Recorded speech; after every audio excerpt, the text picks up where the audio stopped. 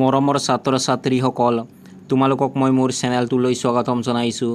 আজি মই ক্লাছ 8ৰ ইতিহাস আৰু ৰাজনীতি বিজ্ঞান পাঠ্যপুথিৰ পাঠ 10 সংবিধান আৰু ইয়াৰ প্ৰয়োজনীয়তা পাঠটোৰ অনুশীলনীৰ প্ৰশ্নসমূহৰ উত্তৰসমূহ আলোচনা কৰিম। গতিকে তোমালোকে ভিডিঅ'টো প্ৰথমৰ পৰা শেষলৈকে চাবা।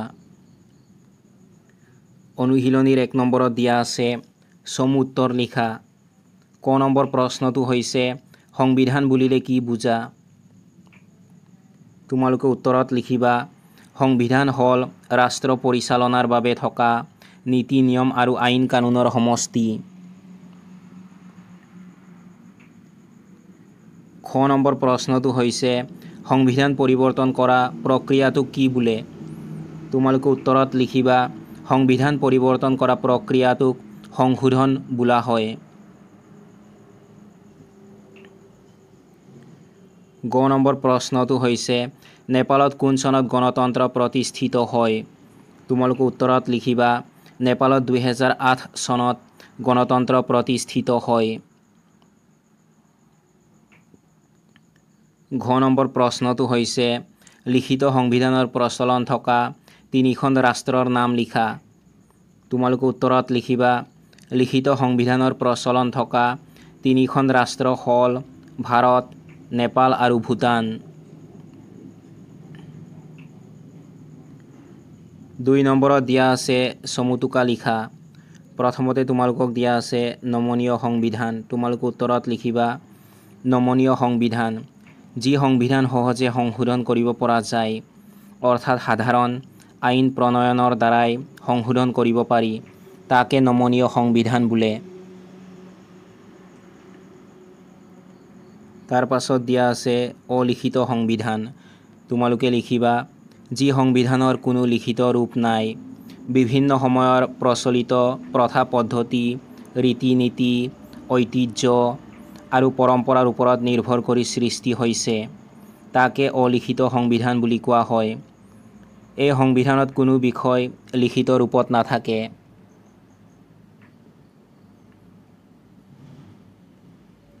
তাৰ পাছত দিয়া আছে ক্ষমতাৰ বিভাজন। তোমালোকে লিখিবা সংবিধানে চৰকাৰৰ 3টা অংগ কাৰ্যপালিকা, বিধানমণ্ডল আৰু ন্যায়পালিকাৰ মাজত দায়িত্বসমূহ ভগাই দিয়ে আৰু সিহঁতৰ পাৰস্পৰিক সম্পৰ্ক নিৰ্ধাৰণ কৰে।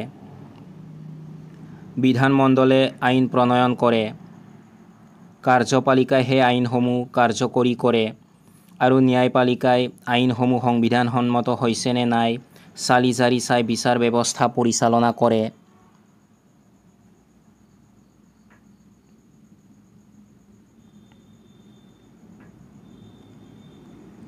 3 নম্বৰত দিয়া আছে শুদ্ধটো বাছি উলিওৱা। ক নম্বৰত দিয়া আছে ইংলেণ্ডৰ সংবিধান লিখিত, অলিখিত। ইয়াৰ শুদ্ধ উত্তৰ হৈছে অলিখিত। তোমালোকে উত্তৰত লিখিবা অলিখিত।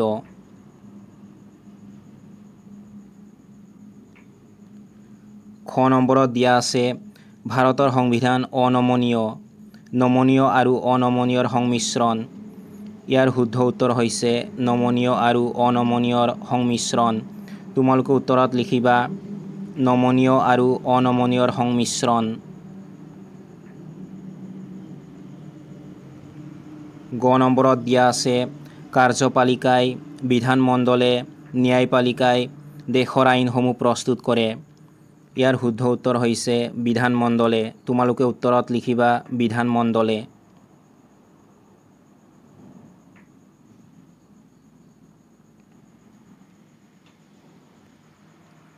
4 নম্বৰ প্ৰশ্নটো হৈছে সংবিধান কেই প্ৰকাৰৰ আৰু কি কি ব্যাখ্যা কৰা।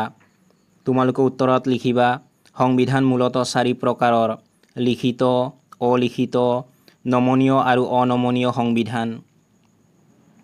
লিখিত সংবিধান যিবোৰ সংবিধান লিখিত ৰূপত থাকে।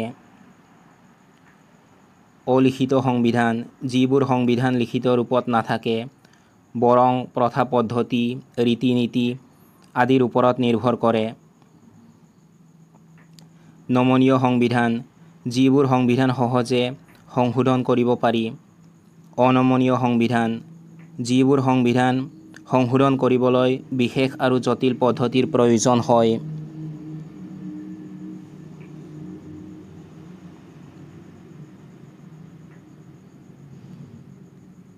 5 নম্বৰত দিয়া আছে উত্তৰ লিখা। ক নম্বৰত দিয়া আছে লিখিত আৰু অলিখিত সংবিধানৰ দুটা পাৰ্থক্য। তোমালোকে উত্তৰত লিখিবা লিখিত আৰু অলিখিত সংবিধানৰ দুটা মূল পাৰ্থক্য তলত উল্লেখ কৰা হ'ল। লিখিত সংবিধান স্পষ্ট আৰু নিৰ্দিষ্ট, আনহাতে অলিখিত সংবিধান বিভিন্ন সময়ত প্ৰচলিত প্ৰথা, ৰীতি নীতি আৰু ঐতিহ্যৰ ওপৰত নিৰ্ভৰ কৰি সৃষ্টি হয়। লিখিত সংবিধানত ক্ষমতাৰ বিভাজন, নাগৰিকৰ অধিকাৰ আদি স্পষ্টভাৱে উল্লেখ থাকে, আনহাতে অলিখিত সংবিধানত কোনো বিষয় লিখিত ৰূপত নাথাকে।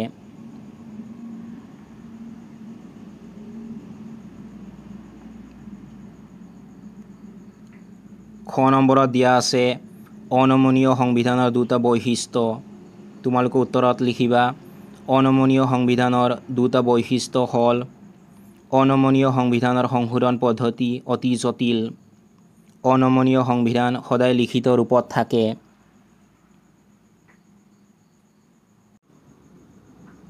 ছয় নম্বৰ প্ৰশ্নটো হৈছে গণতান্ত্ৰিক ৰাষ্ট্ৰত সংবিধানৰ প্ৰয়োজন আছে, যুক্তিসহ আলোচনা কৰা।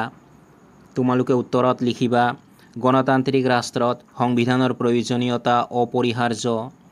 গণতান্ত্ৰিক দেশৰ শাসন ব্যৱস্থাত নাগৰিকে প্ৰত্যক্ষ বা পৰোক্ষভাৱে তেওঁলোকৰ পচন্দৰ নেতাক নিৰ্বাচন কৰি চৰকাৰ পৰিচালনা কৰাৰ দায়িত্ব সংবিধানে প্ৰদান কৰে।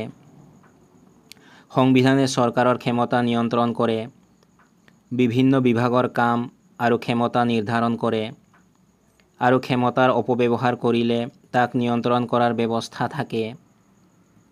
ই দেশৰ নাগৰিকসকলৰ অধিকাৰ আৰু ব্যক্তিগত স্বাধীনতা সুৰক্ষা দিয়াত উল্লেখযোগ্য ভূমিকা গ্ৰহণ কৰে, যি নাগৰিকৰ ব্যক্তিত্ব বিকাশৰ বাবে একান্ত প্ৰয়োজন।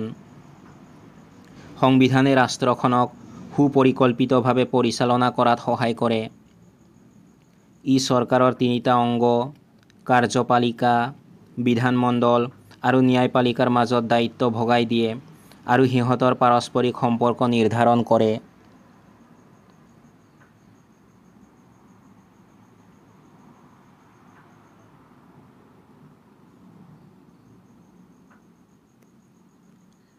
সাত নম্বৰত দিয়া আছে তলত উল্লেখ কৰা ৰাষ্ট্ৰসমূহ উপযুক্ত স্থানত বহুওৱা। ভাৰত, আমেৰিকা যুক্তৰাষ্ট্ৰ, ইংলণ্ড। মই তোমালোকক ইয়াত দিয়া ৰাষ্ট্ৰসমূহ উপযুক্ত স্থানত বহুৱাই দিছোঁ। প্ৰথম স্তম্ভত তোমালোকক দিছে নমনীয়, দ্বিতীয় স্তম্ভত দিছে অনমনীয়, তৃতীয় স্তম্ভত দিছে নমনীয় আৰু অনমনীয়ৰ সংমিশ্ৰণ। তোমালোকে উত্তৰত লিখিবা নমনীয়ত লিখিবা ইংলণ্ড, অনমনীয়ত লিখিবা আমেৰিকা যুক্তৰাষ্ট্ৰ, নমনীয় আৰু অনমনীয়ৰ সংমিশ্ৰণত লিখিবা ভাৰত।